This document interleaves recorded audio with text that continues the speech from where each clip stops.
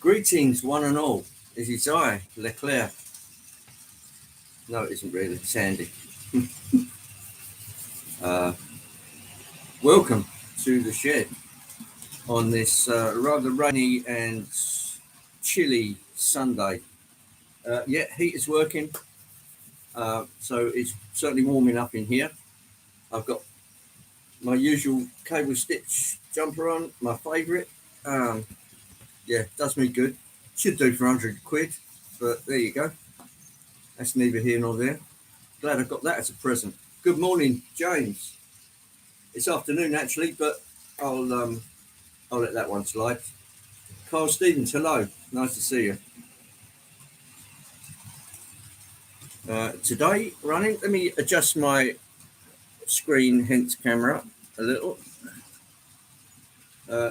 In the background, you will see Atchison, Topeka, and Santa Fe, 440.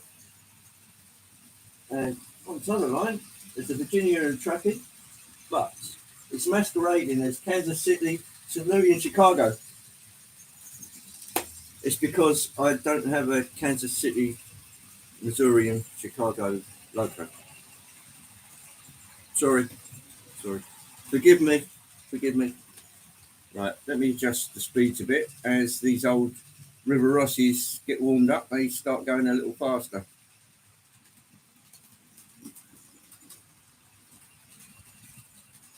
And getting warmed up they are. Who have we got? Hello, Jason.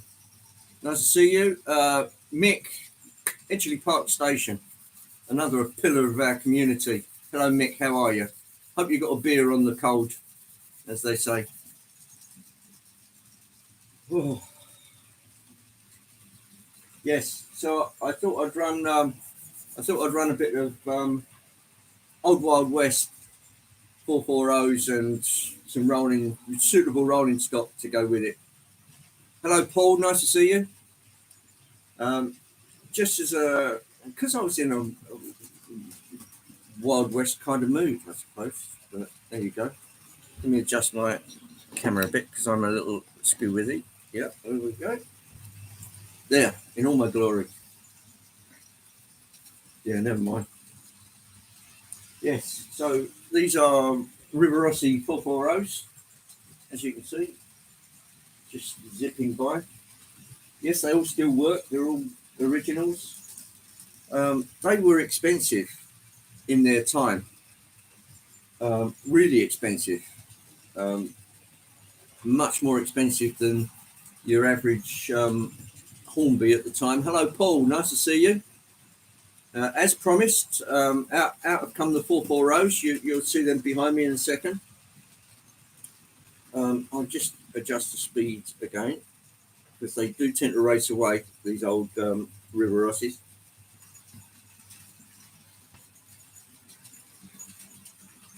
That one's got a bit of a squeak.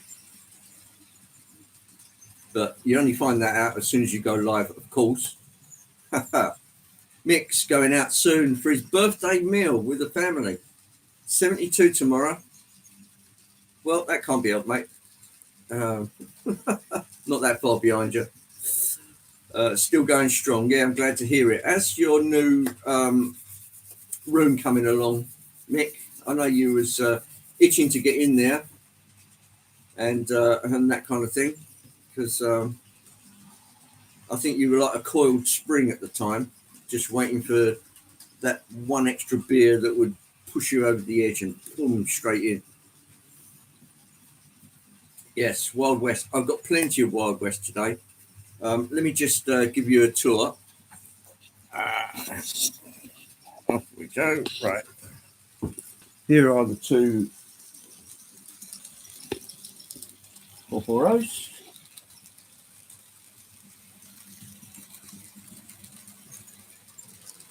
I think that one's called Inyo.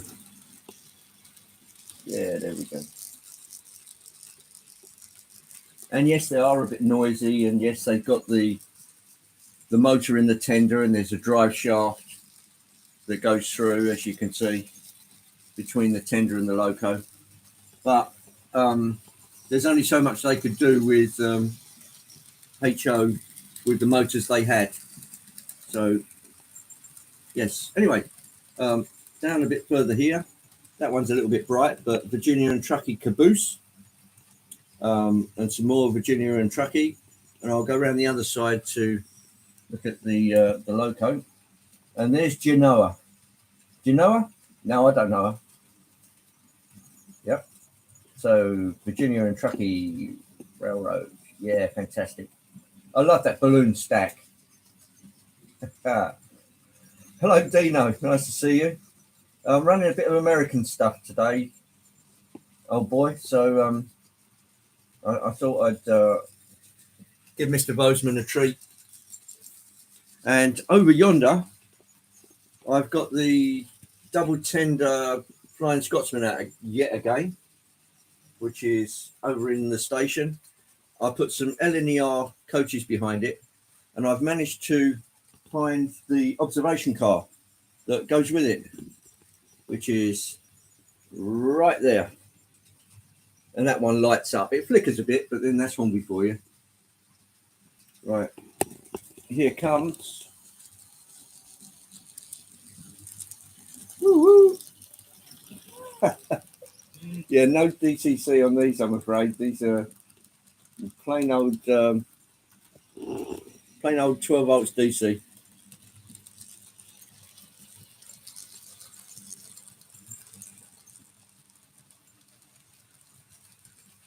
Last one's a bit wobbly. It's probably got dirty wheels, but I did the best I could. So I'll just pop you back on there. Right. Oh, there we go. Yeah. So that's that. I do have an ace up my sleeve. There's a little box underneath the benchwork there, which has my little Casey Jones engine in it, and that one I did adapt. It's an old Mantua Tyco 460 00 scale, strangely enough, because they didn't have a HO size motor for it.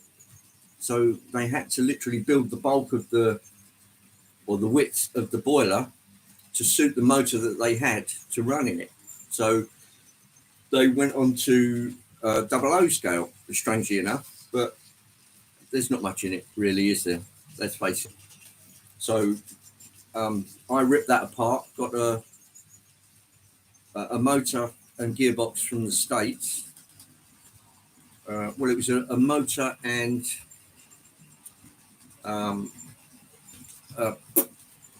what do you call it? The big brass chunk that rotates on the shaft, the flywheel or pillock. Yeah, so I got this motor and flywheel and managed to adjust it and knock bits off of here and chamfer bits off of there, get it in, get a DCC package in the tender, which is difficult because it's all metal, so everything had to be insulated. And then I wanted a smoke unit in it, so I put a Zalte smoke unit. Well, where's the name of it? Hang on. Hold on a sec. Right, now look at that. I'm not sure if that says the right thing. It's Seuthe. And as far as Anthony's concerned, it's Zalte. But to me, it looks like Seuth. Anyway. So I got one of those. Rick and Pauline. All right, okay. All right. And Ben, you're in. Hello, Ben. I did get your text, and I was one of the locos was refusing to run. It was running really roughly, and I thought, I know what that is. So it involved a little bit of a strip down. So, of course, then that put me under time pressure, and I saw your text, and I just went 1, 2, 3, and off it went. And so I'm sorry it sounded like a bit of a telegram, but it was all facts because I was faffing around at the time. So sorry, Ben. Yeah, never mind. Why does it all go so swimmingly until you try something and then, oh dear, it doesn't work. And you think, did I buy myself anything at Ali Pali? Yes, yes. It was the one I showed last week. It was a Mike's Train House NTH HO scale Pennsylvania K4S 462. Never had a 462 from them, and still haven't because it had problems and I had to send it back. It was beyond the scope of what I was prepared to do for that kind of money. On top of that, I got one of those old Airfix Mark IIs, Mark II-Ds with the 8 windows in it, which are quite rare. I saw it at Ali Pali. I snapped it up. Boom. Okay, got that. A little bit rusty on the axle department. So be it. What else did I get? I got a couple of hoppers, which I was running last week behind the Sterling. There are some coaches on the way for the Sterling, Great Northern Railway stuff. So Richard's dealing with that. It's still sitting in yonder shed over here. So that was that. What else did I get? I got a Network Southeast brake van. Hello, Mark. Nice to see you. I hope the loft's going well. I mean, you must be tickled pink with the way the progress has gone so far, because it's really good. I mean, it's a quantum jump every time we go back into your loft through the miracles of live streams, and you see the work that you've done. And all of a sudden, woof, the ceiling's up. And you think, what happened there? Of course, we're seeing stop motion, but even that, you've done brilliantly well. Oh, yeah. So that was most of what I got at Ali Pali. A couple of hoppers. I mean, I was looking for various things for various people. The other thing I couldn't get was a Lima machine. It's a Dutch, what would you call it? Is it diesel or electric multiple unit? It's called the Koploper.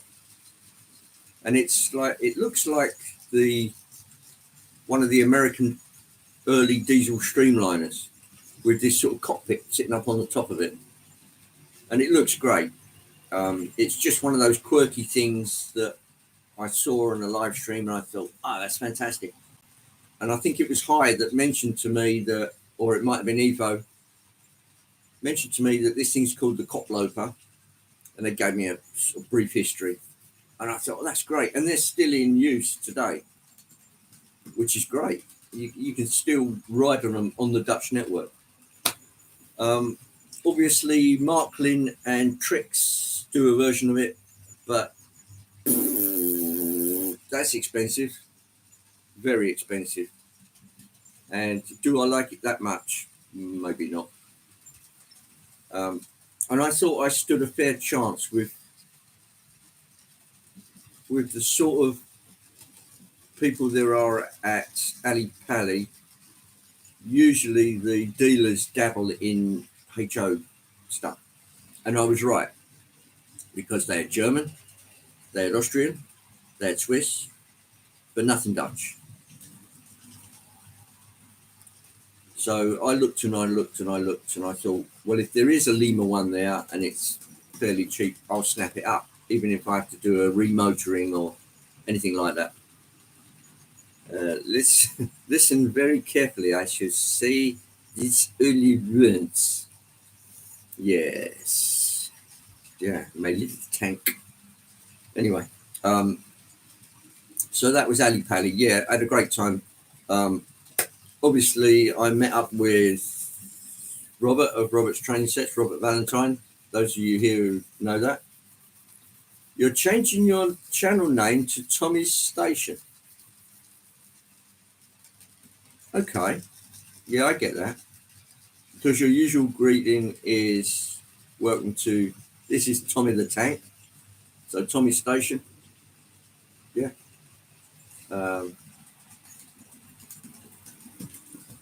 The only thing I can say to that is don't forget to put in your description your actual name, otherwise people will just know you as Tommy the Tank. Nothing wrong with that, of course. For all those people out there whose parents named them Tommy the Tank, I'm sorry about that. But that would be a weird one. Talking of weird ones, how are we getting on? Right. There was one thing I did say. Now, Paul mentioned to me that there was a Loco that he's got. It's here somewhere. Which was made by using the tooling from the old Rivarossi models. And let me just hold on a second. I'll just go and see if I can. Oh yeah, there we go. I got it. Yes, there it is. IHC. Yeah, so this is made in Slovenia. So it's probably Mahano. And obviously the tooling is identical to the old Rivarossi stuff. They've obviously used a similar motor in it, again in the tender, with a shaft going through, driving the locomotive's wheels with traction tyres on one side, picking up the wheels on the other, and picking up one side on the tender. So International Model Company. My yacht is made by the International Model Company. Yeah, well that's IHC. So there's that International Hobby Company. Anyway, does it look like that? Is it in similar package? I need moderators. Yes, I've got 2 of them. Unfortunately, they're not here at the moment. So I'll tell you what.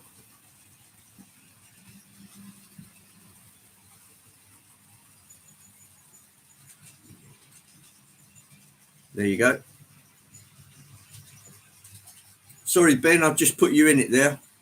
You're moderator for today, as probably Flymo's not out of bed at the moment.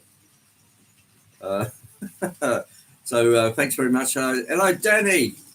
Whee, 1,000 subscribers.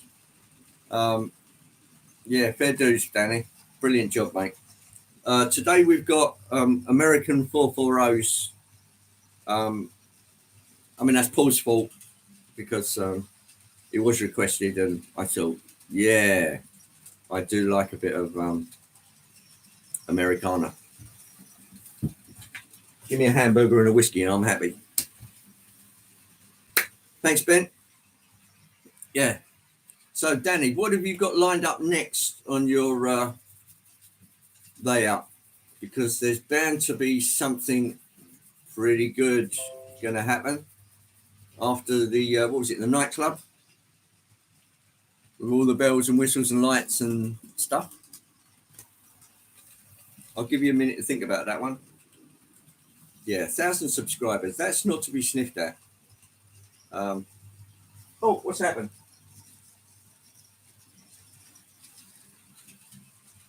Let me just. I'll just increase the speed a bit because the pickup on the Rivarossis isn't brilliant. So you can get them running slowly and they're still noisy even though they're slow. But because of the pickup arrangement, one side on the Loco, one side on the tender, makes life difficult. You're in the process of installing working level crossing barriers with servos. Okay, Danny, is this going to have all the sounds as well with it? So when the flashing yellows come up, it goes beep, beep, beep, beep, beep, beep, beep, beep, beep. It will probably drive you crazy, so I'll put a little switch on there, just in case. But that sounds really good. I have done something like that before, but it didn't have working barriers. It just had the lights. I had a little magnet under one of the Locos or under one of the coaches, a reed sensor under the track, either side of the level crossing, and the lights started and they went red and then it passed by and it stopped. yeah, so Jason's having a struggle to get up and go today. Yeah, well, we all get a bit of that, I'm afraid. But okay, James, thanks for popping in. You have a good one as well. Yeah, so that should keep you going a good while. Number 119. What have I got? Oh, appropriate enough for me. Number 2. Yes, big number 2. Atchison, Topeka, and Santa Fe. Strangely enough, though, this one does run really well. I mean, really well.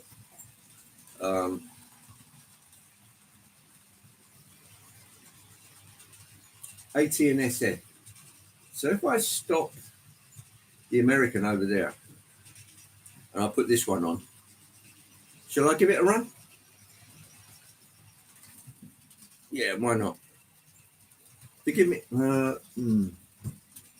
Now, what's on it? Let me just have a look to see what kind of coupler is on it.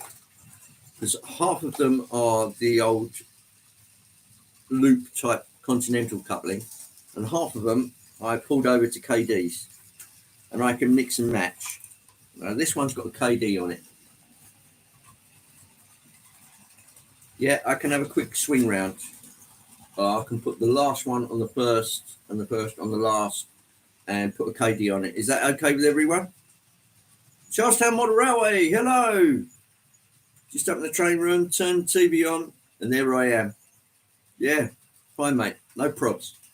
Welcome aboard, as they say. I'm just going to change this here Loco to that one over there.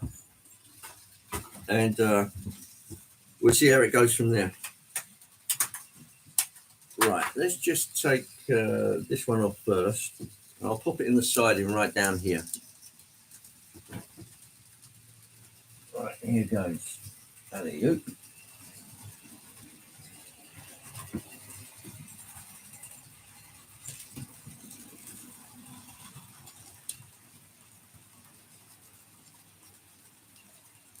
That's a re-railer, courtesy of Fleischmann.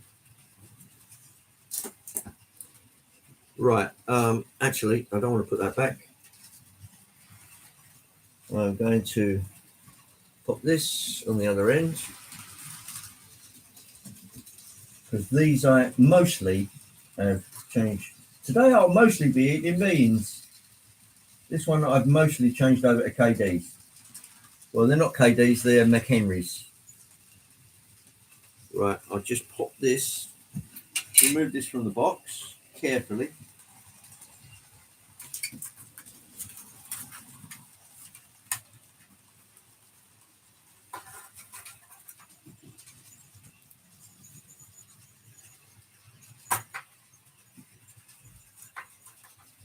Care. Right, where is my... Pop that on there. Get this the right way round. Again, a lovely balloon stack on this, which I really do like. The old Wild West. Right, we are connected. Right, let's just pop this old time locomotive. Put this back in its box so we don't spread it around like manure.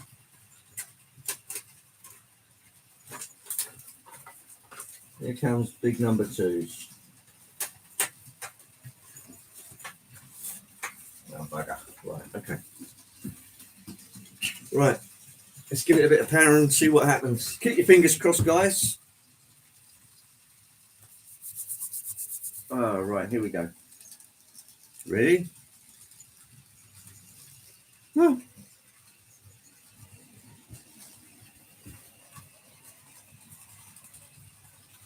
Okay. Bit more power.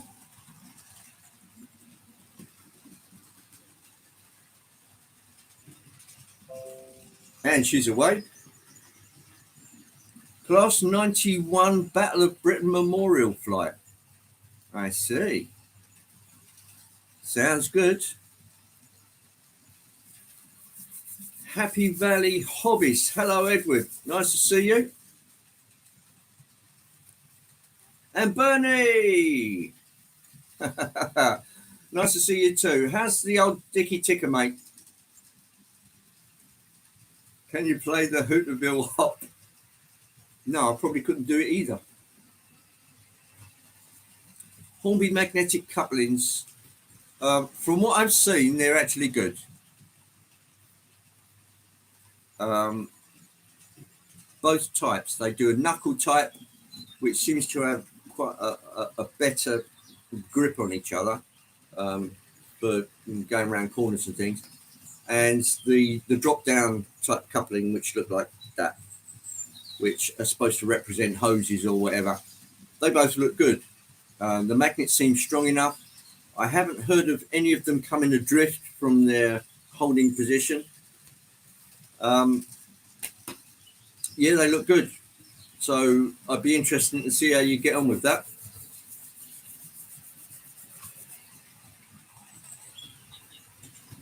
Boom, boom, boom. Yeah. What's in the face? Draw them. Yeah.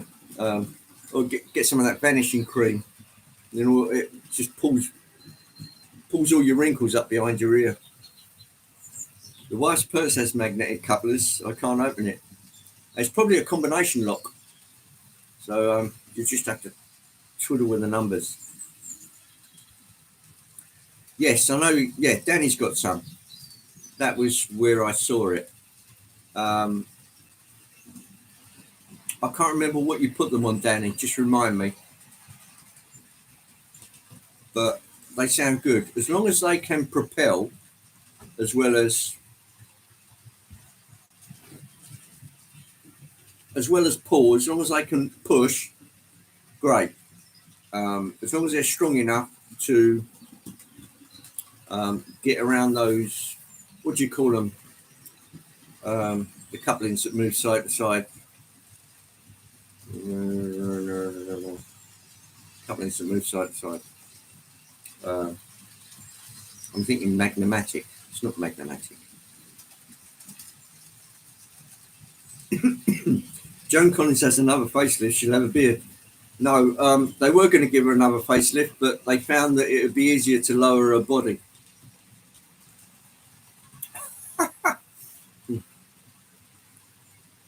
Hello, Ed HVH. I thought that said EVH for a minute. I thought, crumbs, it's Eddie Van Halen in the house. Ugh.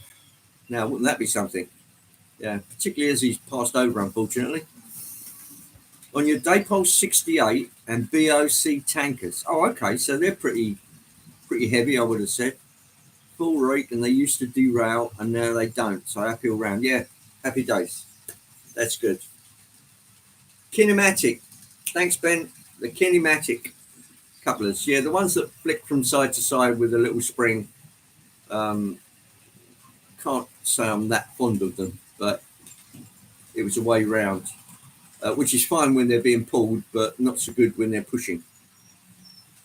And of course, there were kinematic problems on the Deltic. Somebody asked, I think it might have been horn hooks. Yes, I've got a few horn hooks here and there, but most of these I swapped over to knuckle couplers.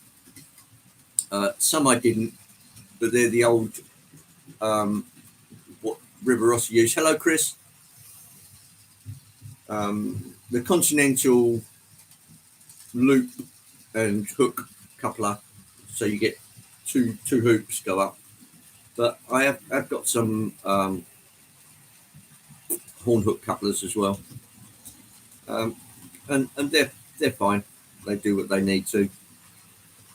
In fact, somewhere in one of these boxes, I've got a horn hook uncoupler, which has got like two very slim rails that used to sort of push them, put them under a bit of tension, then pull them apart.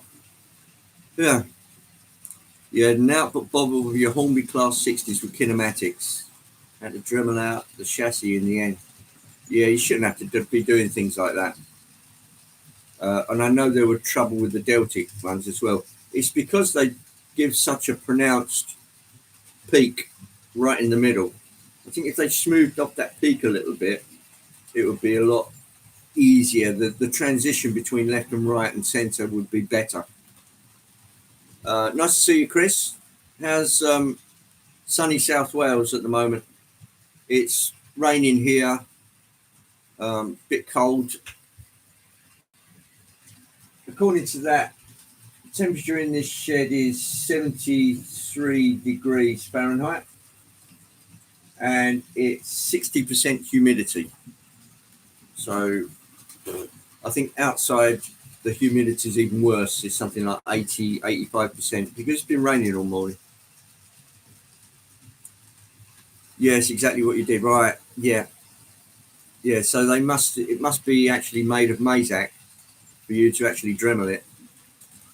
I think on the Deltics that they made them out of plastic. So it could actually be sort of carved and massaged with a couple of small files. I've got a little file here somewhere. Let me see if I can find it. There it is. Here's a little file.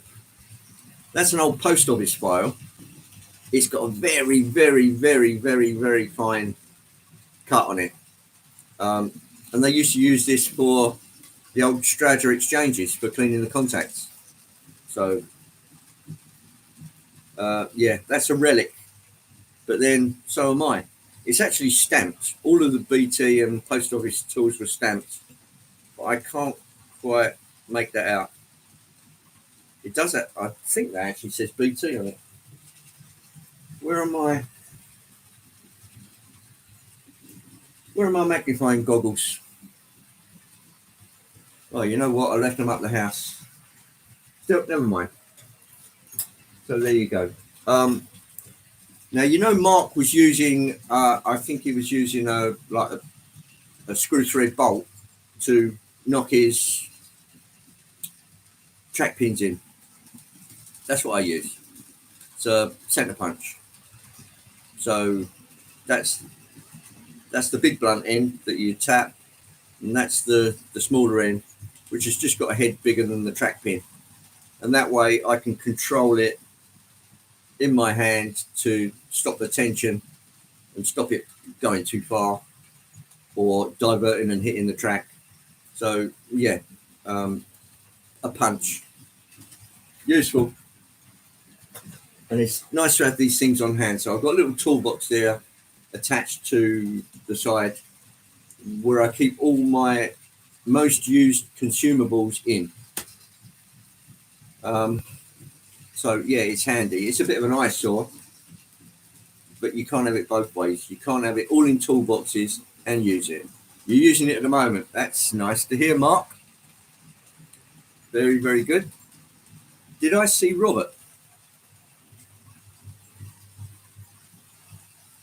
Did I see Robert? Robert's train set. Have I been sleeping? Hang on, let me just up a bit, up a bit, up a bit. There you are. Hey, Robert. My man. How nice to see you. It's great, even better in person at Ali Pali. As you know, I met up with Robert. Talking as usual. Yeah, that's me. I was probably one of those children that never said a word. And then all of a sudden, it just came out. Mr. Dodge, I am on earlier, I'm afraid. Yeah, I'm sorry to knock you out of bed like that. But I thought I'd go on a little earlier to accommodate Robert. Because I know as the day advances into the afternoon, I think Robert's on a cooking exercise. There's a scan starting soon. No, there isn't. Skip the scan. That's it. Never mind that. Right. Okay. Was I vaccinated with a gramophone needle? The last vaccination I had, they said, "Oh, have your flu jab at the doctor's?" And I said, "Yeah, fine." When I got down there, with the usual jaw draft bit, you're looking at each other up and down, you know. I said, "Do you want both? Do you want your flu vaccine and another COVID booster at the same time?" Well, the COVID booster was easy. I didn't even feel it. Went straight in, whichever arm it went in, right arm, I think. But the flu one, it felt like it was a blunt needle because you could see the skin depress like that before it actually broke through. And I nearly went, yeah, that one hurt. But to answer your question, no gramophone needle. Windy Bottom Yard. You're new to the hobby. Great to see you putting out great videos and content, helping a lot. Well, that's the name of the game. That's what we're here for, to spread the gospel somewhat. No sense, no feeling, yeah. Thanks. That did blooming hurt. Anyway, welcome Windy Bottom Yard. Great name. Yeah, that's perfect. Yeah, keep with that one. If we know you as Windy Bottom Yard, then we won't be sort of looking you up and down and thinking, who the hell is this? You know. So if we know you as Windy Bottom Yard, do you have a name? If you'd like to give us that, then that does help. Because not everybody includes their names in their handle, including me, because I'm sort of Hotdog pilot, but everyone knows me as Andy. You're welcome to call me Andy. That's fine. So if you've got a name, stick it in there if you'd like us to use it. If you don't, we'll call you Windy Bottom Yard, and that's all good. Today I am running mostly American 440s, which you'll see behind me in a second. Mr. Dodgy's back in 10. You're in the middle of something. Oh, I can understand that. Right, coming up on yonder right-hand side, or however you're looking at me, that one's called Inyo, and it's pulling some Kansas City, St. Louis, and Chicago rolling stock.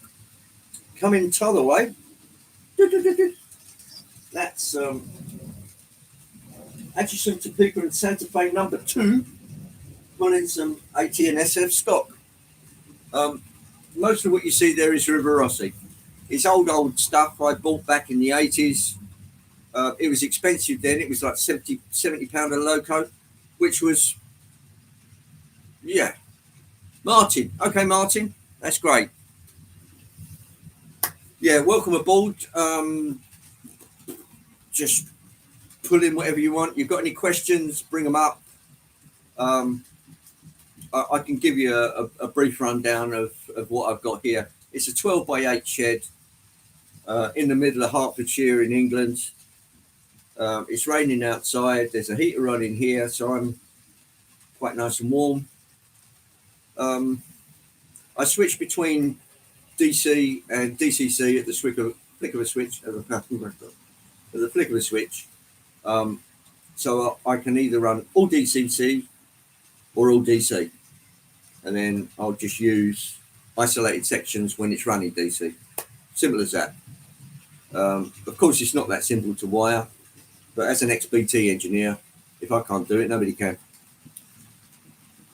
Oh, there's beer. There's beer. Clive. Did I see Clive? Hello, Clive. How's the roof, man? You're so damp in your attic, the guttering's on the inside. Yeah, priceless.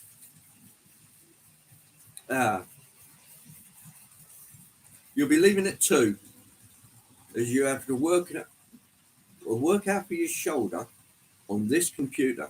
Not my computer, it won't, mate. No. I could ring you up and say, right, now move your left arm up 2 inches. That's it. Right, down. Ooh. Yeah, I don't envy you. Shoulder trouble, back trouble.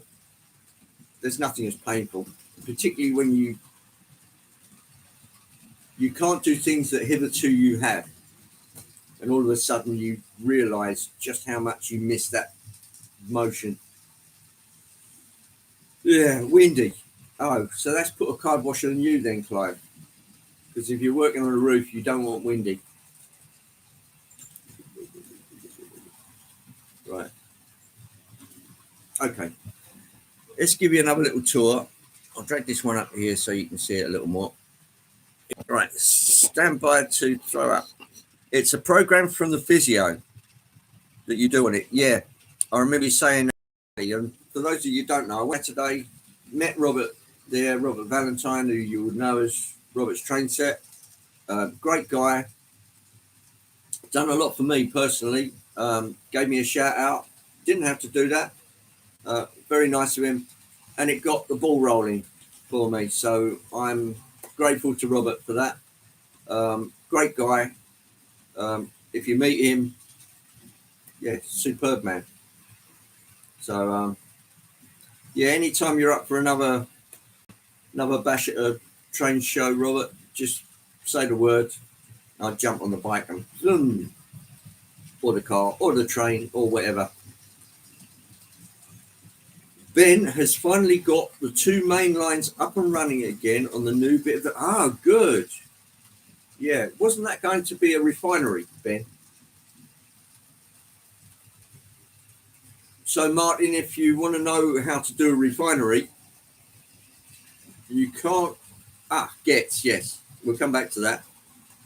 You can't get much more experience than Ben, who actually works in that kind of environment. So if Ben can't do it, I don't think anybody can. And I've been to refineries, and I don't envy you, Ben. They're not the best places to work in the world. Bike. Yes, I got a motorbike, Bernie. It's a 125. It's effectively a scooter, square wheels. Yeah. Actually, it's got a problem at the moment, and Wednesday it's got to go back into Honda's to look at that problem, which they're going to charge me the princely sum of £70 just to look at. Just picked up a 102-ton golf tanker. Okay, is that Americano, Clive? Coal mine, mate. The refineries on the main bit. Okay, right. As Ben lives in South Wales is known for its coal mining and metalwork, steel and that. So I believe Ben's got connections with coal mining, family, that kind of thing. So I think Ben will know his way around all right. So Martin, if you coal mining or refineries are your thing, yeah, Ben will be able to show you. And scared sheep. The sheep are scared. Yeah. But now, must be strong to lift 102 ton. So that means being 102 ton, even that if that's in HO, that's going to be a sizable wagon. My phone. Yeah, I'm getting you now, Bernie. This is my phone. It's one of these. Beam me up, Scotty. But it does what I need a mobile phone to do. It's I can make a call, take a call, make a text, and take a text, and that's really all I want it for. The rest of it I can do on machines like this. So I like to do either or. When you're all on one little tiny device, Nah. Yeah. Worked in and around heavy industry in South Wales for nearly 30 years. Yeah, there's a man that knows his stuff. Good God, it's a phone. Of course it is. Still using slate and chalk. Yeah, and I bet every time you want to send a message, out comes the wood pigeon, tie it on the leg. That's the pigeon.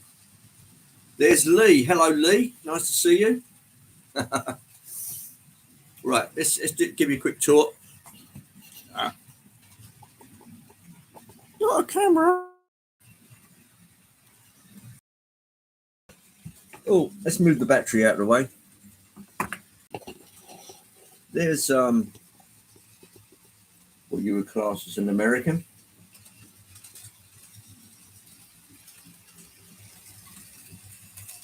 Again, 440, Ashton, Topeka and Santa Fe. But I love that balloon stack. You know, really, it's a classic. There's the sort of hook on the back that you have for those old continental style loops. And of course, on something like Genoa here. No, I don't know. That one I worked on to put an actual KD coupler in its own draft box underneath the tender, and then you've got the McHenry couplers which clip onto the bogies of these Virginia and Truckee, and that gives you the capability of doing knuckle couplers. You're back again. There's Mr. Dodge back again.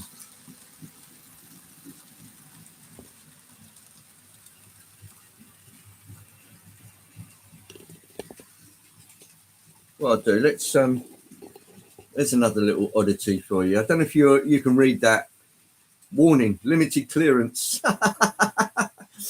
Yeah, just in case, mother-in-laws or people like that turn up, they might have trouble getting through the door. How dare you? Yeah. How very dare I? Well, I'll do. Let's just pop this over. Let's pop this over here. And see if we can get you a half decent view. How's that? Right, I'll just pop you there for a minute. Rick's Railroad. Hi, how are you?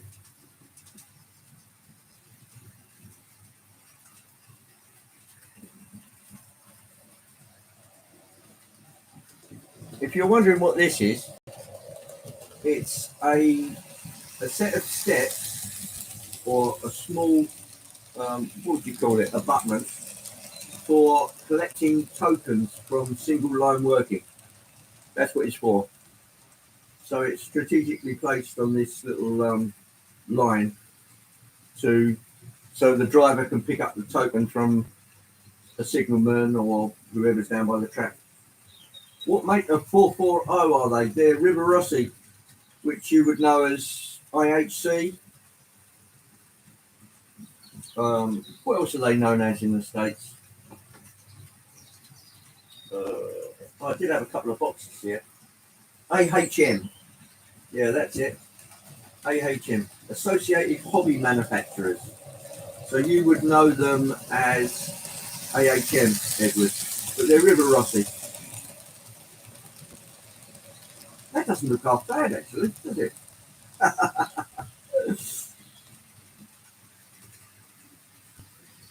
Mr. Flymo Chairman, hello Adam, how are you?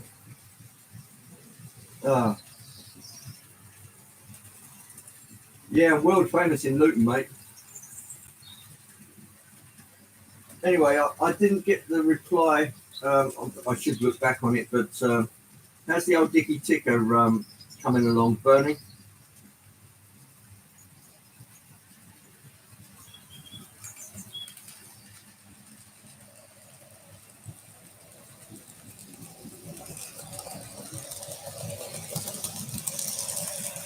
And Race Fan, welcome along. I notice you've got, as your logo, New York Central. Yes, I do run a bit of New York Central as well. mostly more modern stuff, but well, more modern than 1880s, let's put it that way.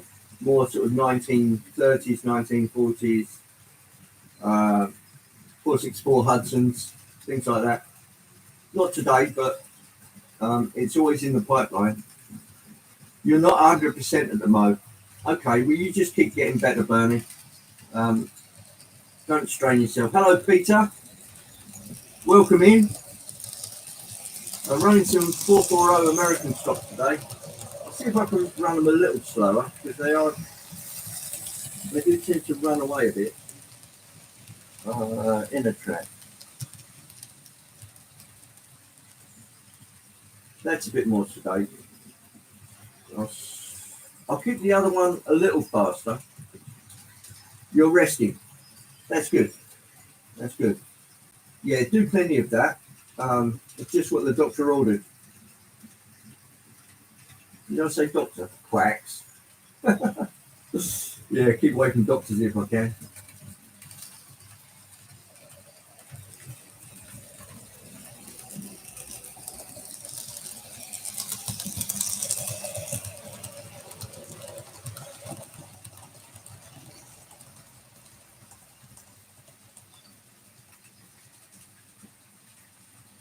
Right, well, I do have a second. Nurses are better, oh yes.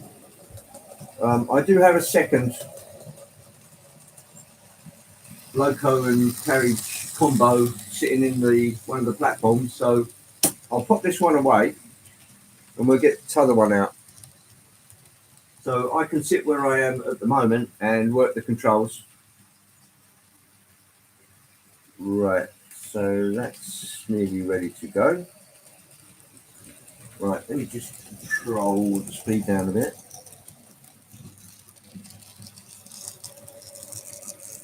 Yeah, that's now gone off to its siding.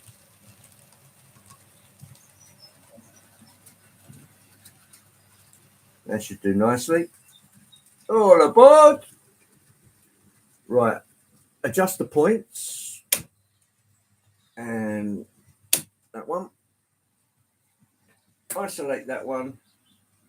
Unisolate that one. And I should be able to do a little reversal. I am reversing the polarity now. And our little train is coming out. You should see it somewhere to the left of your screen, I think. If we're not being photobombed, that is. Right. Okay, we're out. Reset the switch. Forward toe. Let's give him a high ball. There she goes. This was the one that was giving me all the trouble this morning. Did not want to run at all. Yeah, photo bomb. Well, I could have done single line working for the whole shed and then had crossovers on there, but nah, it sounded a bit too complex. So 2 lines and plenty of storage, which meant I didn't have to go underneath or do anything like that. 'Twas ever thus then. Yeah, photo bombs. But there you go. Is that a nice enough picture for everybody? Has anybody noticed any dropping out today or anything like that? I haven't been advised of anything like that from YouTube. That's 9 thumbs up, 22 people in. If anybody hasn't tickled the like button and they would like to, network rail track fixing. New Durham Junction is live. Oh, okay. Well, any fans of Craig's, if you want to slip across to Craig's to see him do network rail track fixing, feel free to do so. It's a nice big community. I do know Craig. Yeah, great guy. So if any of you want to pop across to Craig's, that's okay. If you want to open up a second YouTube page and watch both of them, that's fine with me. So it's a nice big platform with room for everybody, I think. And there's no guarantees when you're going to go live, and it can get a bit strange sometimes, and things can get very heated just from people not being reasonable. So if everybody's reasonable, yeah, there's room enough for everybody. Yes, Edward, they are DC. Um, you could, in theory, change them over to DCC. It's not impossible, but I've got another 440. It was a Bachmann 440. One of their sort of fairly highly detailed ones. It's called a Richmond 440, and that's got DCC in it as they built it. And of course, the engine's not in the tender or anything like that. They've done quite a bang up job on it, and it's highly detailed, and it was quite a bit expensive, I think. So yeah, I'm running DC at the moment.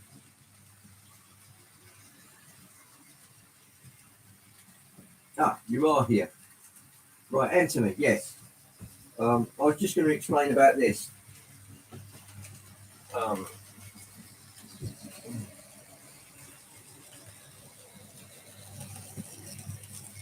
that some have to duck in the loft. No, that's not something of my stunted growth that ever has to worry about. I have clattered my head a few times underneath the boards here, but that goes with the territory. Spatial awareness, where it's fairly constricted and dark, is always a problem.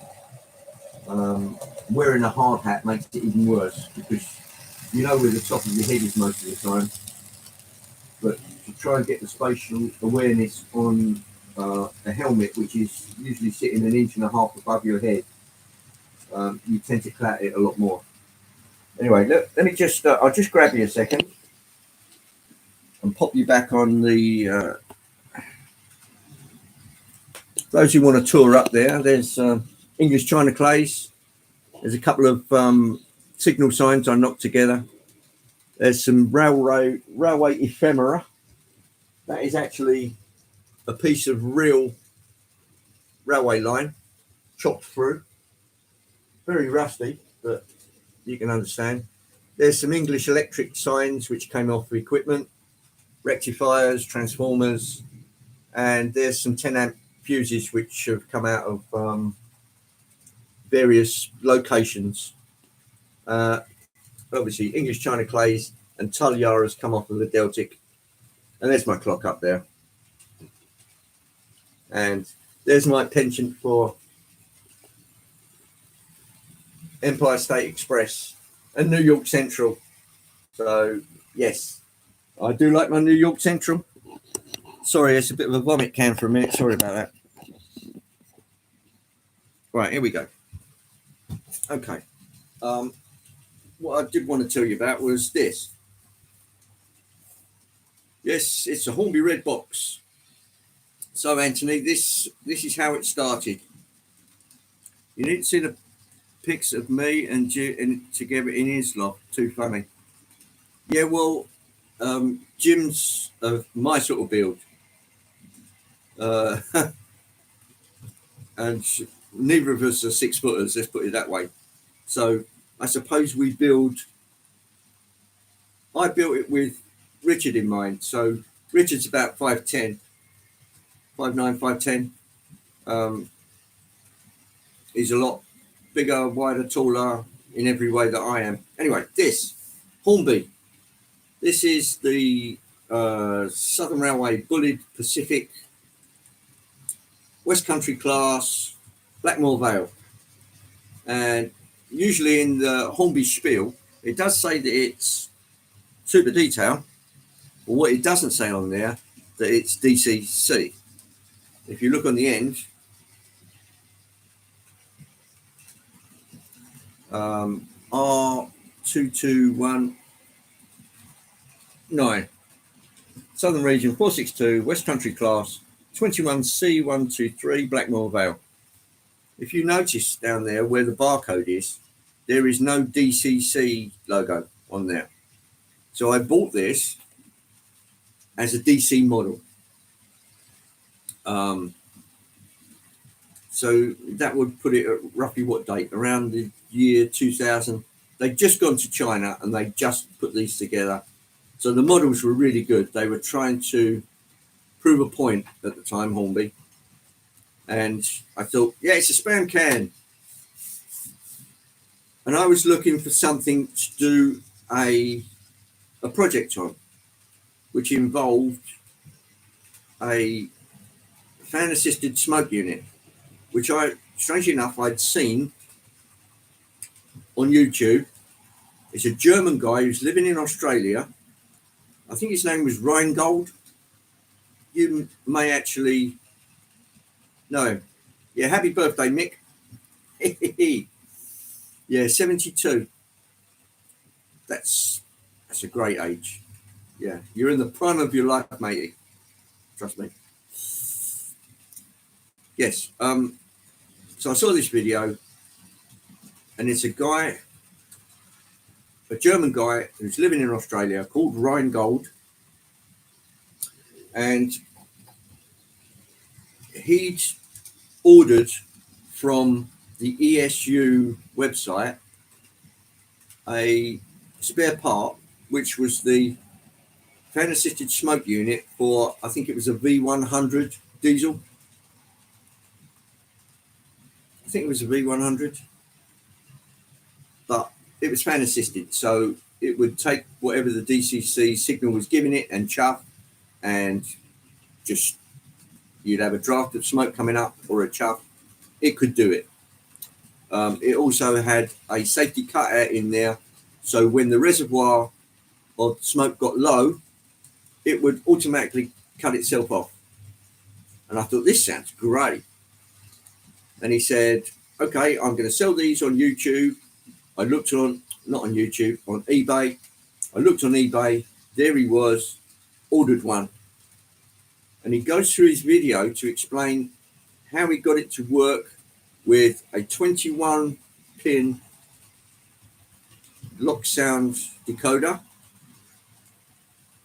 You will also need with that a breakout board, like a motherboard, for that decoder to sit on, because there's nothing in a DC locomotive for anything DCC to fit in. Jean Ricard, hello. Nice to see you. Welcome aboard. And there's another circuit board to go on top of the 21-pin MTC, which is an auxiliary power board, which gives you the functions for the smoke unit. So you've got a sandwich of 3 circuit boards sitting in the tender of this machine. So I gutted the tender. I got the 3 circuit boards in there, and I could barely get the coal load on top. I ran a chain of wires through where the drawbar is into the Loco. There is a gap actually below the cab where you can actually get through. So I picked up the power from the track on the pickups of the tender wheels, ran them into the MTC, got the power from those wheels, ran them through to the MTC. 2 wires then extended to the motor to give power for the motor. And I think it was 5 or 6 wires extended through to the smoke unit, which was there. Now I wanted something like this, which had lots of room in the body, because smoke units are notorious for getting hot. So I wanted something cavernous. And this, being a square design with a great big chimney on the top, it's a great big open chimney, because they had a special kind of blast pipe inside. So it was a huge chimney. There's lots of room inside, but there was a great big Mazak block sitting there. So I offered up the smoke unit to where it actually sat inside. There was enough room to get that in, and have the motor back here, driving its whatever driving wheel it's driving. And so I then dremeled out all of the mass of the Mazak that I needed to remove, and I fitted the smoke unit onto the remaining Mazak with silicon. It was Dow Corning industrial silicon, so it wouldn't move, it wouldn't transfer heat. It would be insulated. It was a win-win. But getting that to match up with the hole on top and everything was quite a faff. And there was a whole load of wires coming through from the body to the tender. And that's the story behind it. Yeah, there is plenty of room in there, but it soon gets used up, particularly when you've got a fan-assisted smoke unit. And I thought, I wanted to do this, and I approached various people who are prevalent in the industry who do digital command control, reprogramming, things of that nature. Oh yeah, send it to us, we'll do it. And they all did a runner. They all ran and hid in the corner. So I was a little more than annoyed at their attitude, because I was prepared to throw the money in to do it. It's okay, £300 to do it. Okay, you got it, do it. But they wouldn't. The body will melt. I had every excuse under the sun, and everybody ran to the hills. So I was disappointed at their response, and it just made me bloody minded. I thought, right, okay, you bastards, I'm going to jump in carefully and measure what I do it stage by stage, which is what I did, and it works. So what I can do, actually, I can get this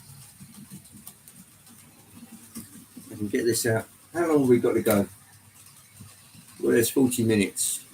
I'll tell you what, I'll save it for next week. There's no big rush, but yes, this is digital command control, sound, chuffing smoke. That'll give me a chance to set it up, make sure it's got the right amount of smoke fluid in it. Otherwise, I'm just going to rush it. Charlie, are we talking? Hang on. Let me just go back in the chat a bit.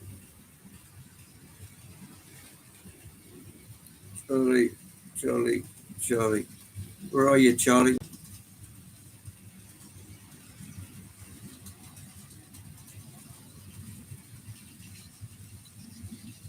Particle Station, it is Charlie. Hello, Charlie. Nice to see you.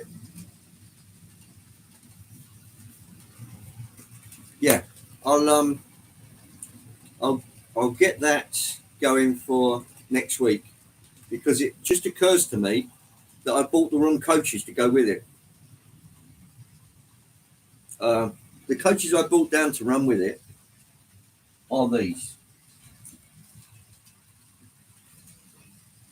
Dapole, our old favourites. And these were sort of a Western region. If you look on there, it says Cornish Riviera Limited on there. And that's what they were. For the princely sum of, what does that say? £11 something or other. So, but yeah, they're good carriages. And of course, having a named train is great. Of course, that's a Southern locomotive. These are Great Western coaches. But it's my railway. I can run what I like. True? What is it? Rule 1. Isn't that right? Is it right? Oh, I must apologise. If Joyce is watching, hello, Joyce. Nice to see you.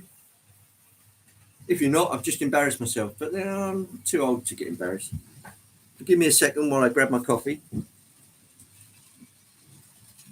Been sitting there for an hour, so it's bound to be cold. Station master.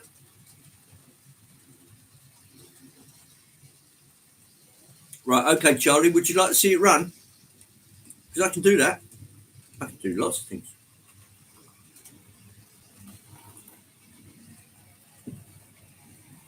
As you see, it's more of a challenge to fit a decoder in the older DC locomotives. So don't have the space for it inside. Yeah, you're absolutely right, Sean Ricard. Not only that, is the old method they used to pick up the power from the track. So you'd have half of the driving wheels and the whole chassis of the locomotive live, and half of the tender picking up the negative. And you think, why did they do that?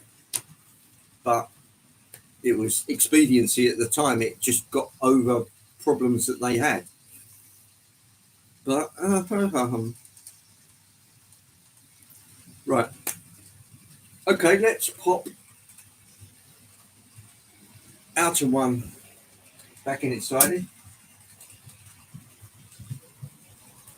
Right, and the road is set and electrically connected and isolated, which is that behind me right there. That's all the isolation for those over there, the various control knobs. So I can actually control that from here just by using this and killing the power. There you go. The wonders of electricity. So now I'll turn that back, reverse the polarity on the controller, open up road 1, 2, change the switch, and we're all set. Are you ready for the Flying Scotsman? As it's its 100th anniversary, I believe, this March. Airfix and Lima Mark II Ds and Fs. Yeah, what about them, Clive?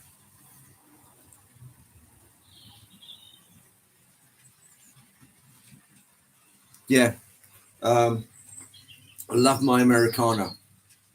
I'm never so happy when I'm having a root beer and eating a hamburger or drinking whiskey. I've been smitten with the American dream, as they say. Great for you guys who are over in the States and you're living it. Of course, the grass is always greener, but there it is. It's just something gets in your head and you aspire to. Yeah, everything's bigger and better in the States. And when I went to the States, everything was fantastic. The people were great. I ate well. It was wonderful. It was a great holiday. Anyway, yeah, sorry, I'm waffling again. Right, a little bit of reverse. Come to daddy.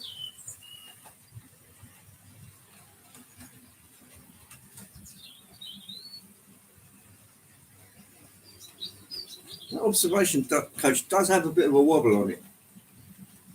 I'm going to have to look at that. Right on. Okay. Forward. Hold. Is the high ball.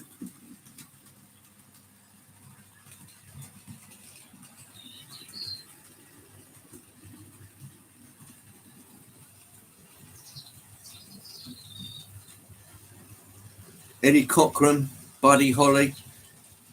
Yeah, can't beat a bit of rock and roll.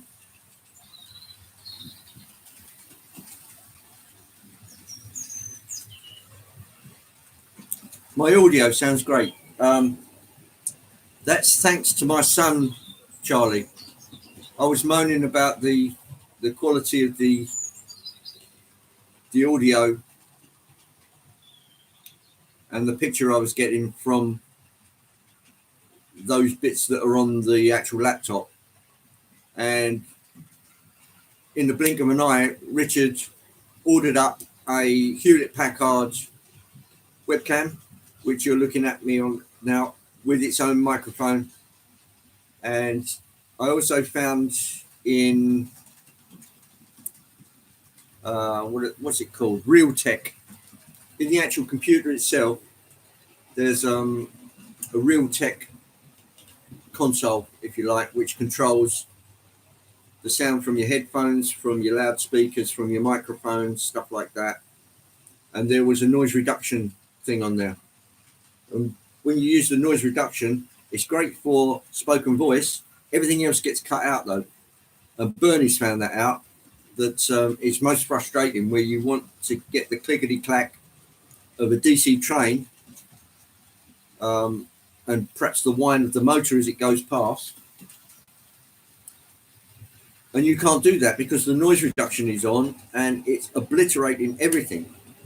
So I had a bit of a struggle finding that, but once I did, everybody could hear not only me, but what the trains were doing in the room.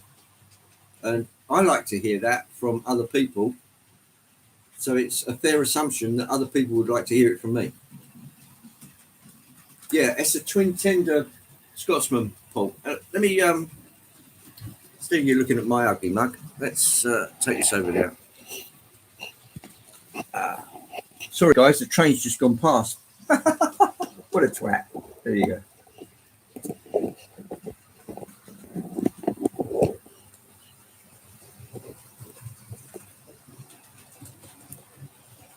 There we go. How's that? You've got two Logitech webcams. Well, that's the go-to, has been for some years. The Logitech, what is it, 920 or something, 720, something like that. They were the go-to webcam for everybody for years, for the last 10 years. But Richard said, well, okay, let's get you something that's 1080p. So he did. And I believe if you look at what you're looking at me on, you can up it to 1080p and it will support it. And the mic in it, it's great. So I'm really impressed with that.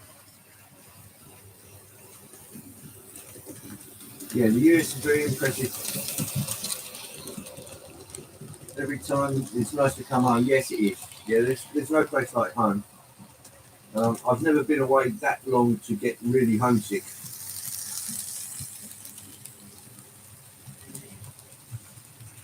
Yeah, the twin tender, I did a deal with my old man, Paul.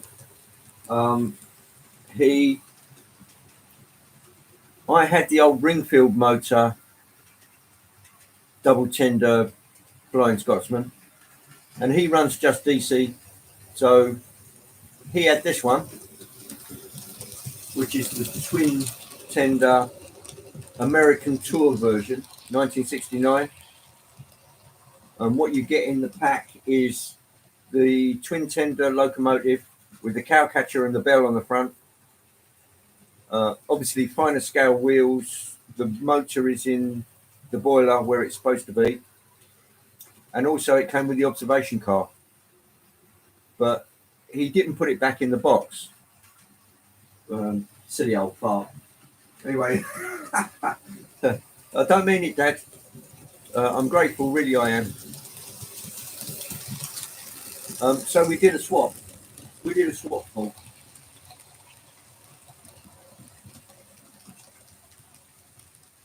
Yeah, they've done a pretty good job on it. They have done another one, which is even better, but it's at Hornby 00 prices. So for that, you get the die-cast body, twin tender, and it's also got a light on the front of it as well, fairly high up, which this one didn't have. But as you can see, that's got the cow catcher, it's got the bell, and something like a chime whistle, if you look on the front of it. You went with the Nexigo for 1080p, found them quite reasonable on Amazon. Yeah, 60 frames a second. That's really good, actually. 1080 at 60 frames a second is brilliant. I'm not sure what this can do. It's 1080, but it's probably 30 frames a second. You'd probably be able to tell me that. Rhino, what do you think?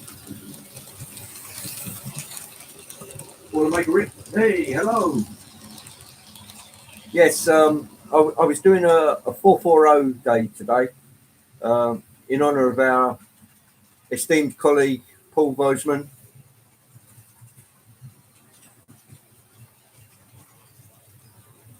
The better part of the deal. Well, yeah, I could convert that quite easily to DCC, Paul.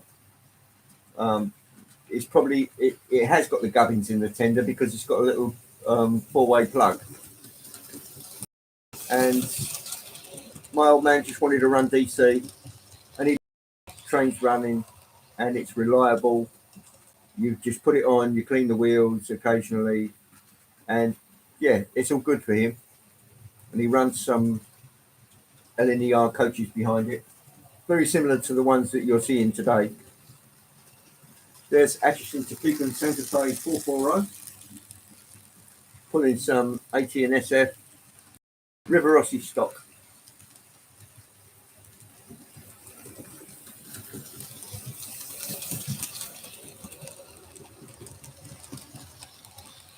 Yeah, it's nice. And I was telling you about the observation card. He didn't put it back in the box, so it was the one thing I didn't have.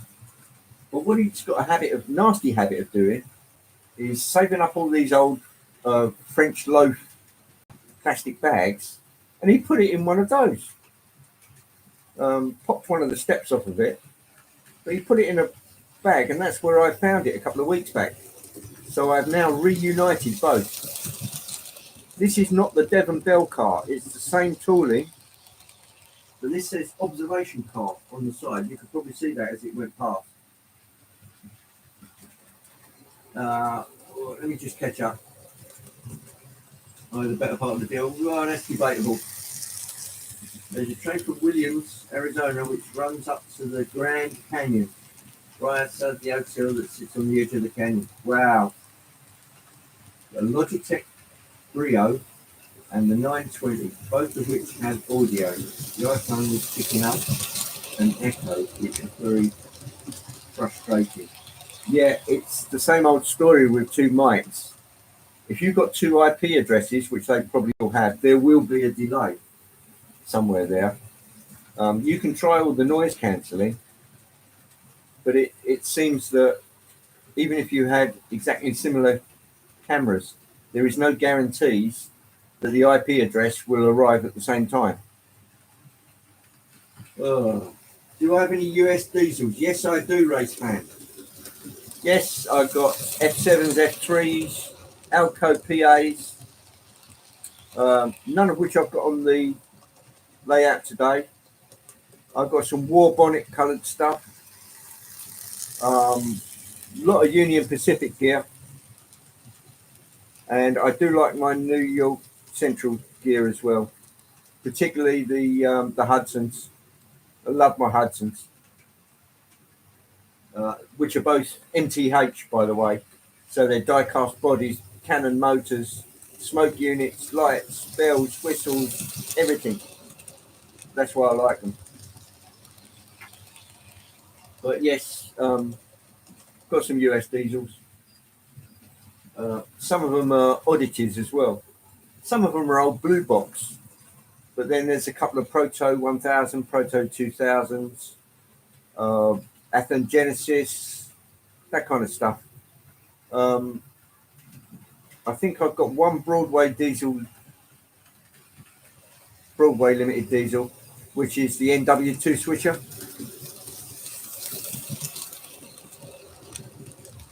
Yeah, it's nice when the bits are reunited.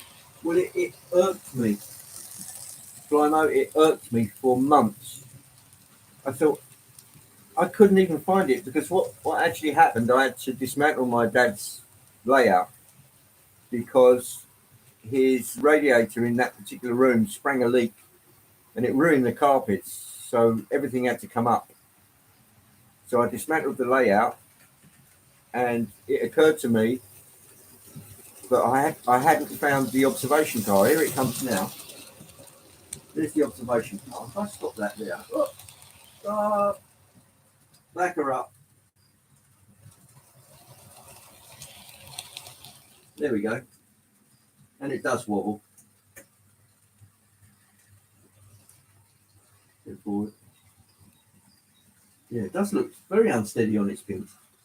That, as you can see, I think you're looking at things the right way.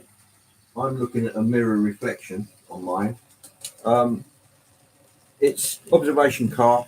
There are some livery differences on it from the Devon Bell, but it's essentially the same moulding that Hornbill used, the same jigging and tooling.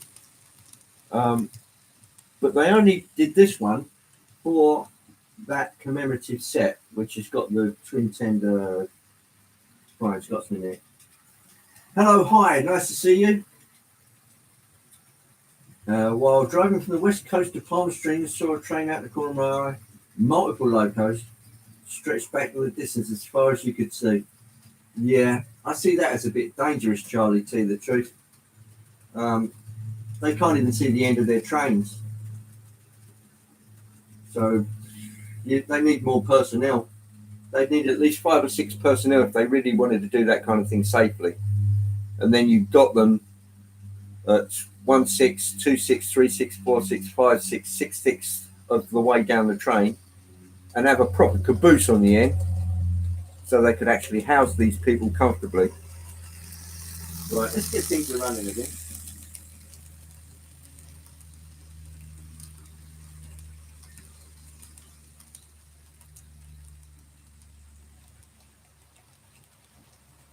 There we go.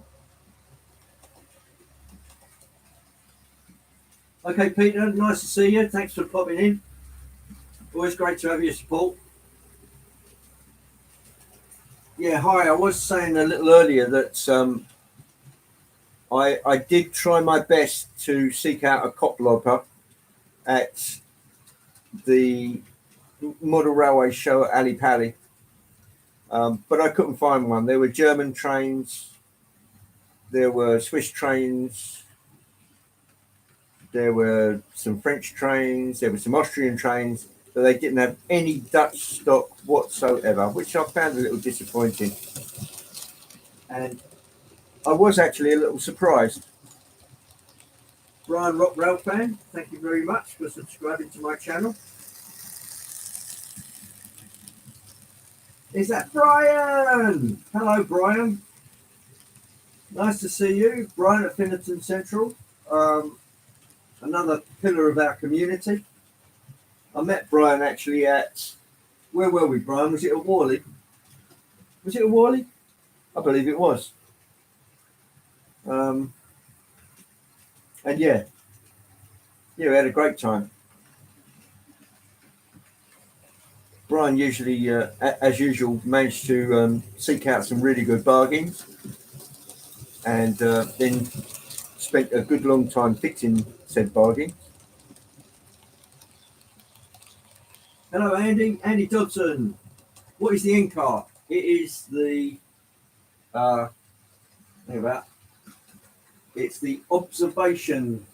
Do they call it the observation car? Yes, the observation car. It's the same tooling as the Devon Bell observation car that Hornby did, but they made it first for this sort of commemorative. I can't even show you the box because it's got a load of boxes on top of it. But it's a 2-tender Flying Scotsman with some slight modifications for the American tour they did. So it's got a red cowcatcher on the front, a bell, 2 tenders, and in the same pack comes this observation car that's coming past you now. The livery is different from the Devon Bell, but effectively it's the same tooling. Oh, that's right. Yes, you went down yonder to the south coast and travelled on it. So yes, it's not the Devon Bell car, but it's the same tooling. And all they did was decorate it differently for this one. I think if you wanted to get one of these on the video didn't end very well. Yeah, I'm sorry about that, Brian. That was such a shame. But I've been in the same boat that you have with Mazak Rock. No spoilers, Brian. Yeah, sorry, Adam. But it's Mazak Rock, and when they get the mixture of the what is it, magnesium and zinc, when they get the mixture wrong, and there's any impurities in it like lead, it causes the mixture to break down over time. It's not apparent right away, but it starts to crack and flake, and it just comes apart. Yeah, I'll bet it was Andy. Yeah, nice. Yeah, yeah, I do like the American choo-choos. And of course, the double tender flying Scotsman there was the USA 1969 tour. So again, there's the American connection. Yeah, I bet you're still on the hunt. It's difficult to find a Hornby 9F of the same period without that problem. Um, you're going to have to find one with the same R number, Brian. Um, but what you want to do is, I'm not sure if you said what the R number for that Hornby version was, but stick out a little all points bulletin or a little video saying what the R number is, and then when we go to various shows, we can look for you. And it may well be cheap as chips, and we can just buy it on the spot and say, "There you go, Brian." I've got no problem with doing that. As you're such a nice guy.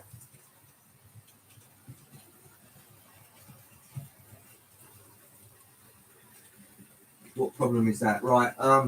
Brian's been working on he was working on a 9F that he got second hand, and what had happened, the actual chassis block had turned into a banana, Charlie.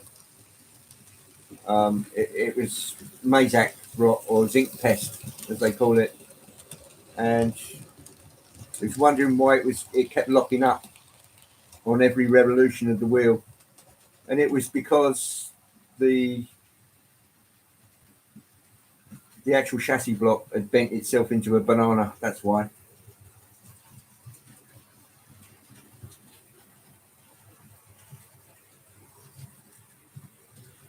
Yeah, no doubt you'll come across one, Brian. It's usually when you give up and you think, "Oh, sod it, I'll just buy another one," and then out of the corner of your eye, you're going to see exactly what you're looking for. So keep at it, bro.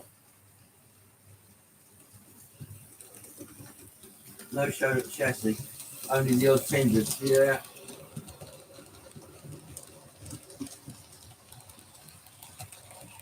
There's one workout you can't do at all, Robert.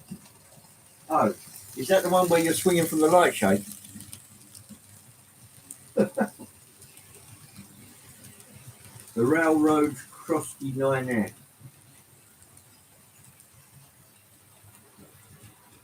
Yeah, that crusty 9F. Why on earth they ever think that is a railroad loco, I will never know. That should have been in their main range, you know, Ben. I mean, I had one of those that was super detailed up by a weathering company over in Sawbridgeworth. They did a fantastic job on it, so it looks suitably grimy. But also, it was a great starting model anyway. And I mean, mine's still DC, but it can run DCC. So what on earth were Hornby thinking about putting that in the railroad range?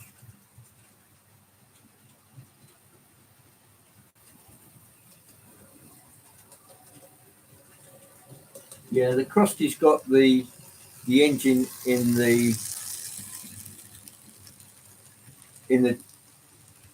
chassis of the body, where I think Brian's one is a Ringfield motor, tender driven one, with just a basic block for the Loco. Light shade will fall off. 30 years away. 1.1 kilogram. Well, that's a kilogram's 2.2 pounds. So you're pushing over 2 pounds there.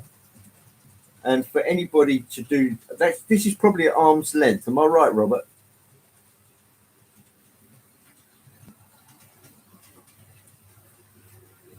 Yeah, it's one of mine too, Chris, because it lends itself to being super detailed and messed around with to actually look better. Um, it came out with a half decent grime on it because I think we got the weathered example, and then the company we contracted to do it just weathered over the top. I tell you what, shall I have a little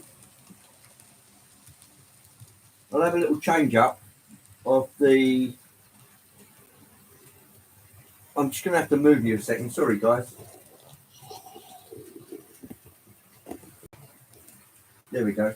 We'll have a little change up while we've still got 10 minutes left, and I'll bring this one in, and then we'll have another one out. See if we can get this to work. Right. The route is set, guys. Oh yeah, there's always the older 9F chassis. Yeah, that might do it.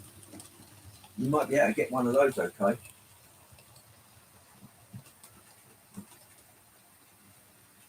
Oh, it's one when you're on the floor. I see.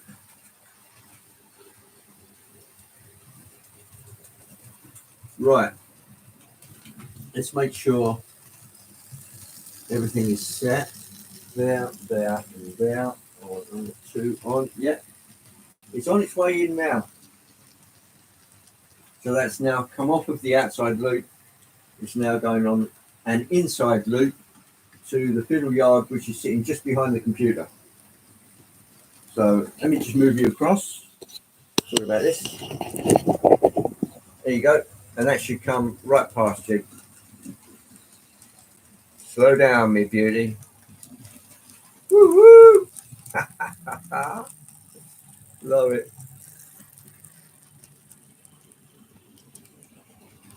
That's about as slow as you can get a River Rossi.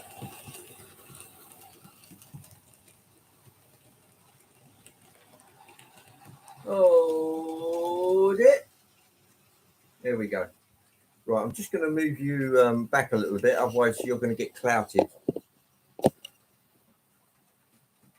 Right. Isolate that one. Open that one. Reverse the polarity. And, oh, hang on. Before I do anything else, I've got to, hi everybody. I've got to flick that over there. The double slip is set. No, it isn't. Yes, it is. No, it isn't. Now it's set. Yep. The road is set, ladies and gentlemen. Let's roll on.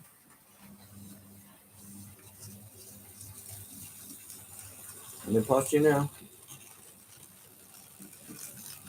This is what they sound like when they start off.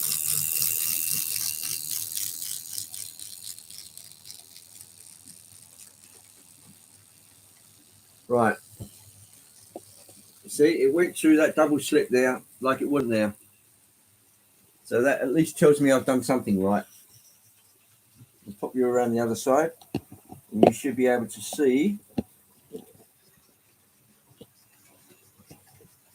when she comes out. There she comes.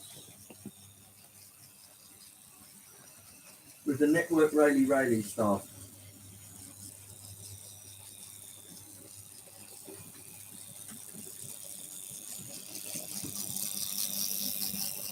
Right, we are now out on the main. Slow it down. Reverse.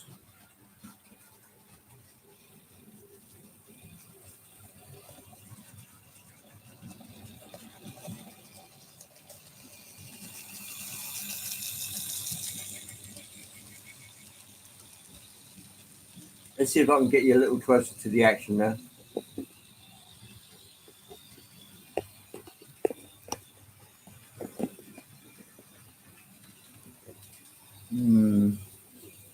Let's bring you back a little, perhaps over here.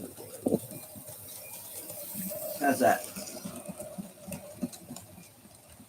That is going to be too close, I fear.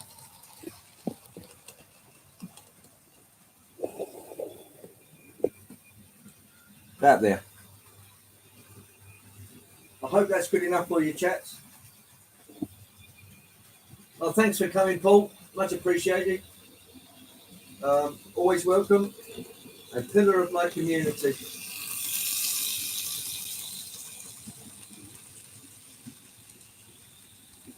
When the smoke burners start up, they buzz as all the wasps are sizzled.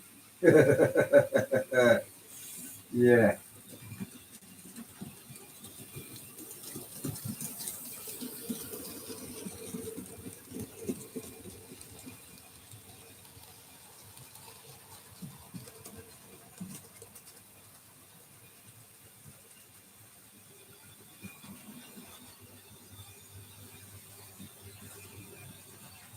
Actually, I did promise some smoke today. Oh, what's happening? That's better.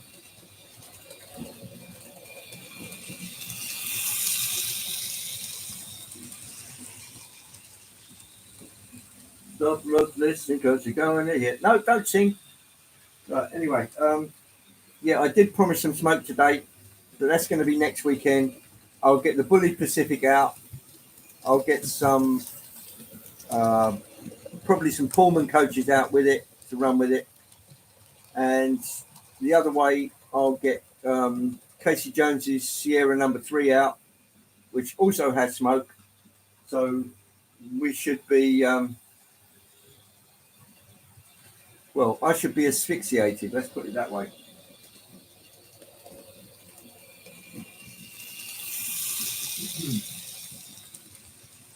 Yeah. I think it's from the days where Triang came out with Synchro Smoke that I found the attraction of smoke from the trains, like the real thing, was within grasp.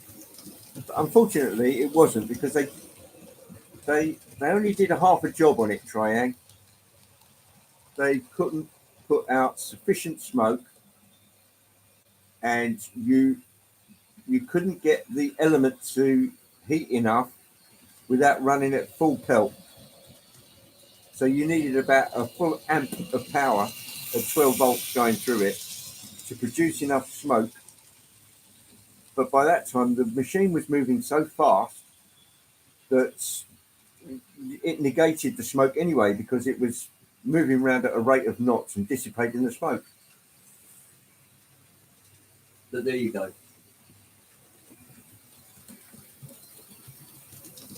Yeah, it wasn't the best idea, but they tried. But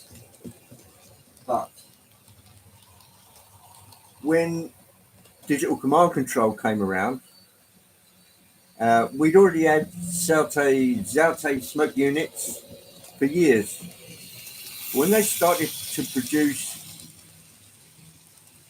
smoke units that could chuff and had an active fan unit in it, which you could then rig up to the digital command control to have the fan pulsing or just venting when the thing is stopped, then it came into its own. Plus you got the sound of the chuffing, which was synchronized. When I first saw, I think it was either an MTH or a BLI engine at Model Junction out in Slough. It flipped me. I absolutely flipped. It was just... Oh, it's Wiggy Bottom off? Okay, thanks for coming, Wiggy Bottom. I'll be on next Sunday. Jenny Kirk is on at 7 o'clock on Monday. High Boson is on at 7 o'clock on Monday, so you've got a choice of 2 there. Tuesday is Barnabas Junction. Wednesday is a bit of a void, really. Thursday, usually Bernie is on at Crossways Point Junction. Dodge. Don't miss that one. Anthony Dodge, Friday night. Saturdays and Sundays are a bit hit and miss. So that's roughly what you've got.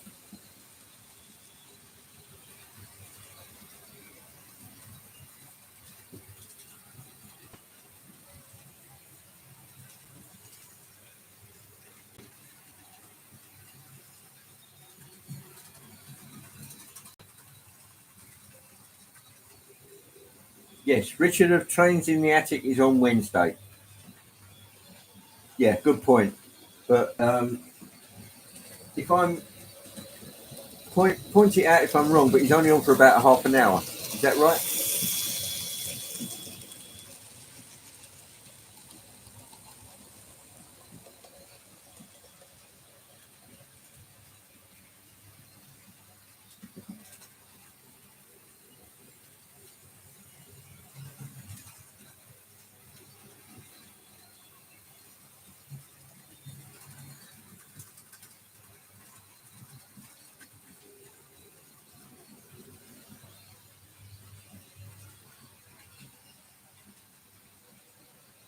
Emails, Flymo?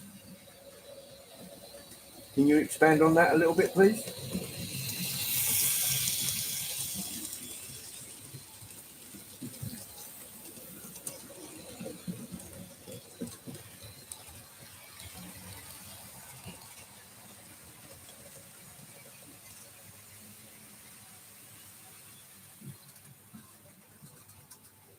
Charlie, I'm just using straight YouTube Studio. That's it.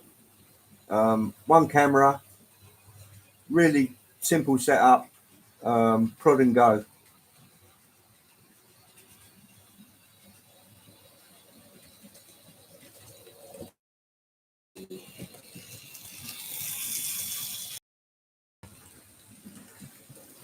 Oh, that's you personally, Adam, doing your emails and stuff.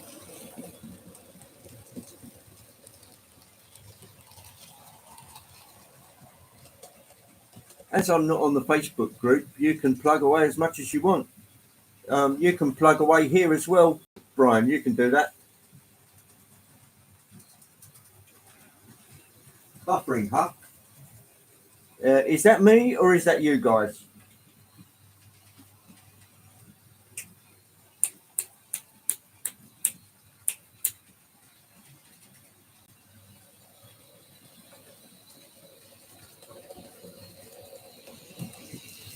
Oh, that might be you, Robert.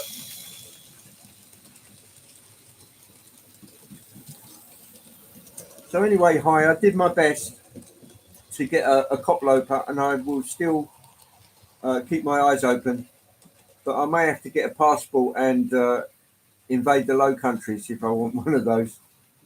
But we'll see what eBay comes up with. A nice cheap Lima one that needs a repaint would do. I could probably do that. Yeah, it wasn't through want of trying, no, hi. I did my best. I looked around every stall, everything they had, but alas, to no avail. But never mind, it's not the end of the world.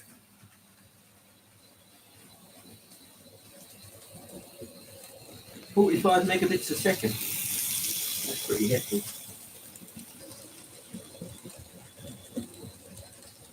Thanks, Ben, for putting up Brian's Facebook group.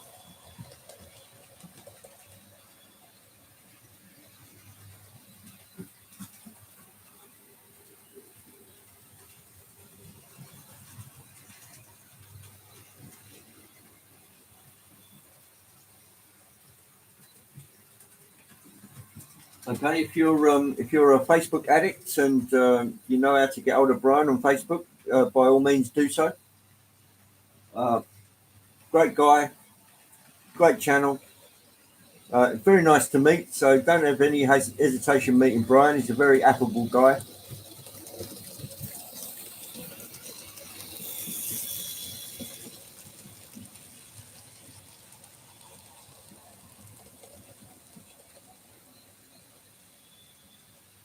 Ah, yes, I was going to ask you about that. Hi, that's the one that Anthony Dodge got for you. what was it? Something like an alcove, something like that. No props, Brian.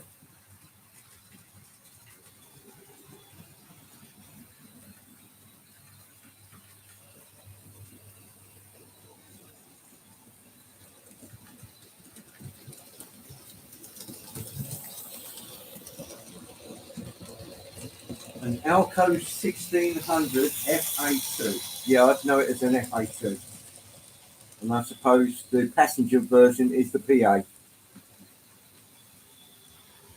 So it's easy to learn other countries' terminology um, once you realise what's behind it. PA, FA, passenger freight. It all makes sense. There's always some logic there somewhere.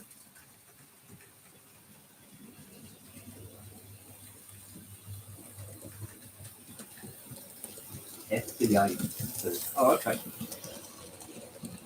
In fact, I do believe that I have an Alco PA in HO. And I've got a feeling it's either in Santa Fe Warbonnet colours or Southern Pacific Daylight. I'll have a look in the week, and if I can dig it out, I'll set it up and we'll give it a run next weekend. How's that sound?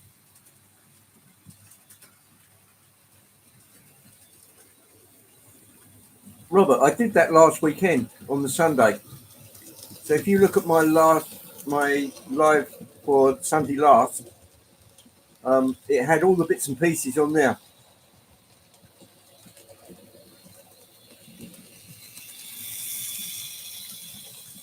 But you were probably cooking your pork chop at the time.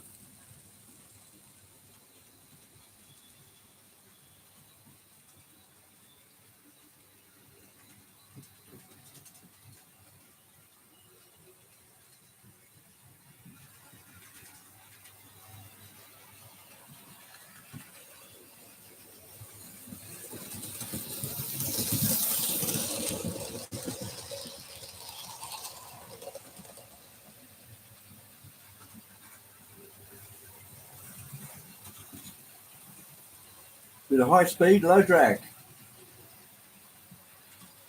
That's okay, Robert.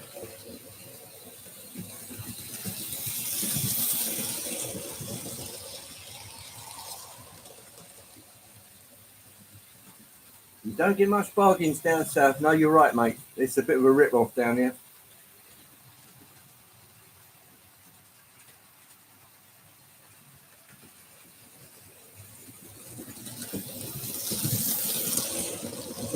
Hines was running the load, so now hits the screw on the track. I need to get that screw on the back of the layout. Yeah, that's a shame. Has it got the actual gear cogs hanging out the bottom? That may be what it is. And if that's the case and they're nylon, you don't want anything metal hitting it.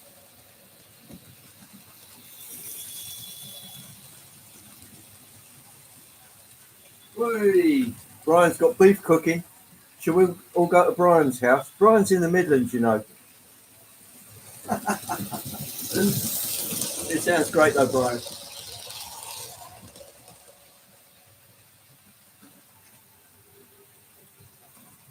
Oh, Rick's ducking out. So long, Rick.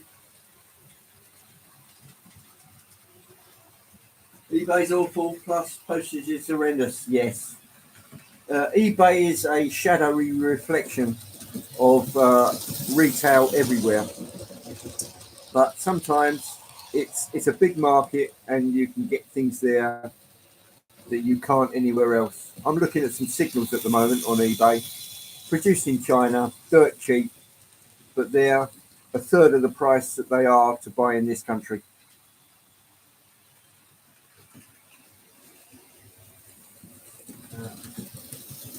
Is that Finnerton Place or Finnerton Palace?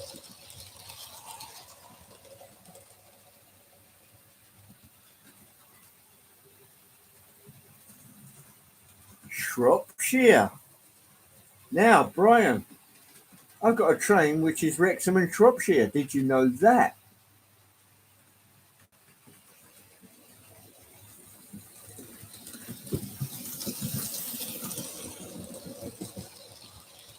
AliExpress. No, I wouldn't go there. I wouldn't go there, Clive. I'd just go on eBay because it's dirt enough cheap there. AliExpress is not something I'm familiar with, not something I want to get familiar with.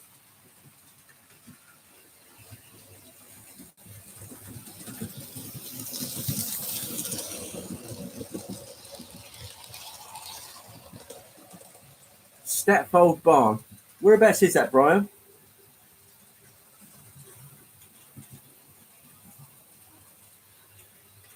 Obviously in the Midlands, but where's the nearest big town?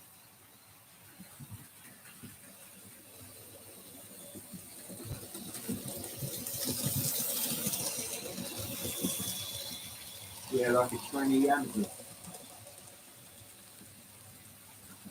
Bought a Class 37 from a US seller on eBay, while in the USA. Good price.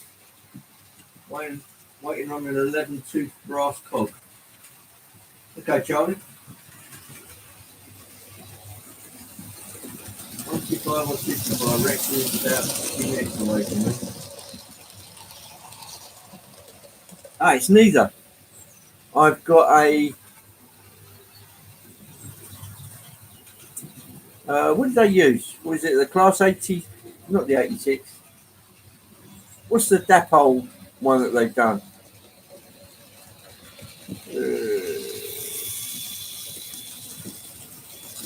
68. Class 68. But it's actually in Chiltern. But I got the coaches and the DVT in Wrexham and Shropshire livery, the silver ones. Tamworth. Oh, okay, Tamworth. Yeah, I have heard of that. Is that this weekend or next weekend? I would gather if you're telling us about it, it'd be next weekend.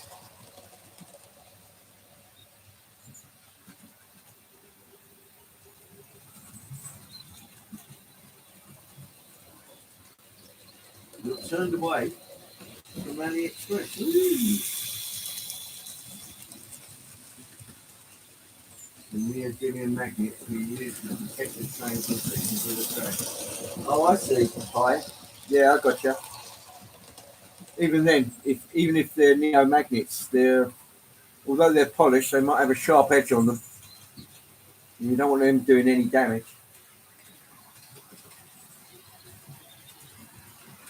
On the 1st, that's the 1st of April. You know what that is, don't you, Brian?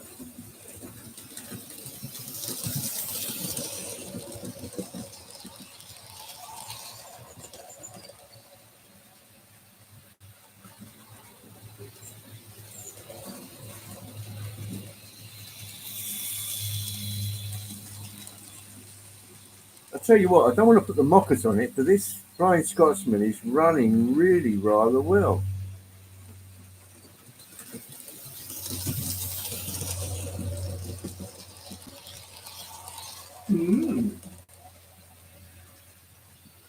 Not your birthday, no. April the 1st. April Fool's Day, isn't it? Or was that the intimation?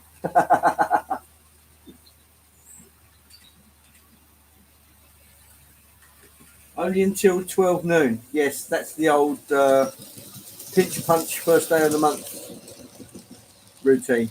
Is that right, Robert?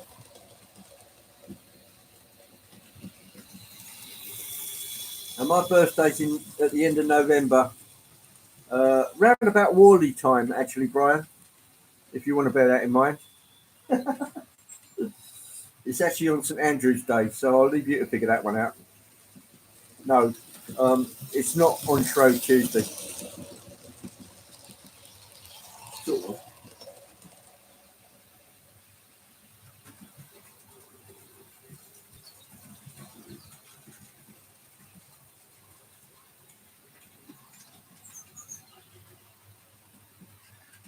The one which is too high,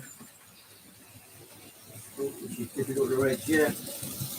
Well, usually where you're going to get trouble, it's usually difficult to reach. So if I have to, I can reach way over yonder to that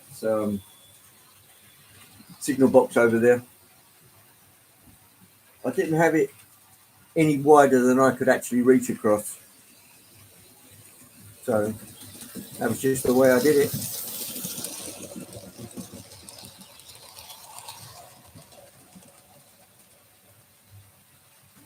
Anyway, guys, I hope you've had an enjoyable time along with me running my little railway. Been a blast. Thank you all for coming along. I'm going to end it there and start putting away some of the rolling stock. So I will see you next week if everything goes to plan. Next Sunday, I'll probably aim for somewhere between 1 and 4. If it was anything like today, it would probably end up being 10 past 1. Thanks everybody for coming, and I look forward to seeing you next week. I won't give Anthony's reprise as a farewell greeting because it's copyrighted and it might cost me money. Being as I'm so tight that I squeak, I'm sure you understand. No problem, Charlie. You're welcome to come along every time I open the doors. Great having your input, and certainly helps that you're on the other side of the world because it's great having spies. You're welcome, Flymo. Thanks for coming in and doing moderator as always. A very valuable commodity, and thanks to Ben for standing in. Always appreciate Ben's help. Great modeler, great guy, and that proves the point. Thanks, Ben. Yeah, thanks, Paul, for coming in, and Clive,